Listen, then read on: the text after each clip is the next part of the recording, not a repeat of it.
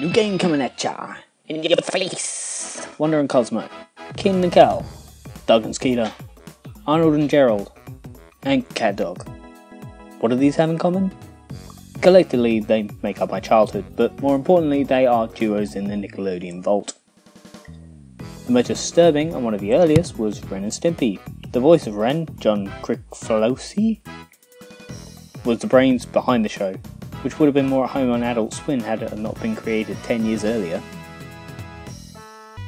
For those not in the know, Ren is a supposedly street-smart chihuahua, and Stimpy is a sweet and sensitive brain-dead cat. The show follows them in their day-to-day lives, showing everything, warts and all.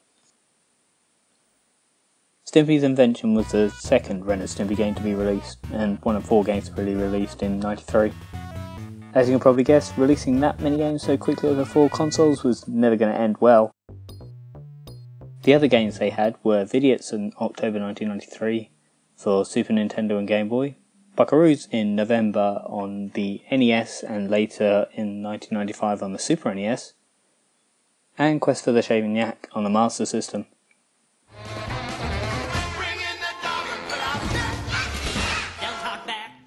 Stimpy's Invention seems to be the best of this bad roundup of games. There was an episode called Stimpy's Invention, but apart from it sharing the name, I've not found much correlation betwixt the two. The cartoon was about Stimpy inventing a machine, funnily enough, that controls people's emotions, which I think probably would have made for a much darker video game. The game is based on an invention that can turn garbage into food. Granted, a much more useful invention, but it just doesn't sound that interesting. I honestly had a lot of fun messing about with it, and would recommend it to any fan of Ren and Stimpy and very simple games.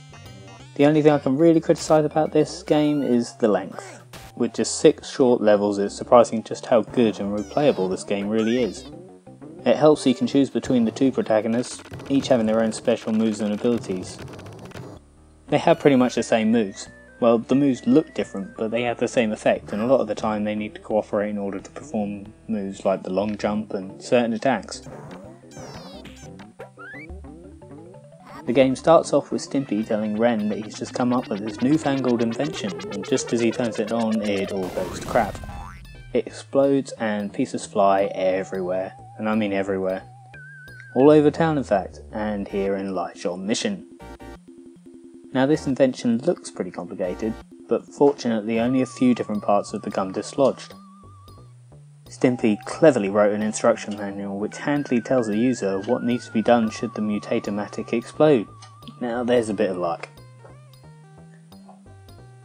When you're thrown into the game, it immediately becomes apparent just how beautifully designed it is. The backgrounds, the characters and the enemies all look very different to the cartoon, which is usually dark and shows more disgusting detail than necessary, but of course that's what we loved about the show. Come on, Dan! Yank me! This game is marketed more towards a younger audience, but sometimes you might forget this when you see some of the enemies. From evil giraffes and monkeys to possessed pneumatic drills and lawnmowers, there's never a dull moment. The puzzles use the enemies really well and get your brain juices flowing, although not for too long as they're pretty easy to solve. The levels look stunning, especially when you get to the outdoors one. It has a sort of Salvador Dali feel to it, like you're in the middle of someone else's nightmare. Everywhere you go there are random eyes and fingers protruding from the ground ready to give you a flick in the right direction, but still very bright, which gives it a little bit of hope. The levels are very inventive, starting out with a simple platformer then twisting into something only the guys at Sega could think of. For example, there are floating parts which remind me a lot of the underwater sections of Sonic, just without the heart-inducing panic when you hear this sound.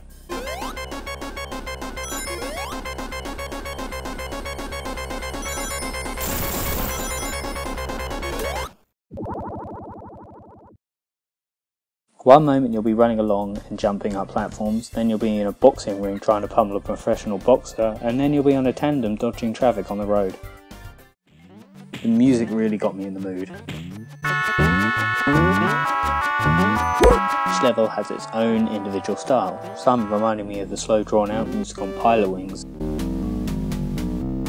other more fast paced and choppy to build up the tension, so if you have a few pennies lying around I recommend going online and buying it. Then you just get the weird ones. Hope you enjoyed this, thanks for watching, bye!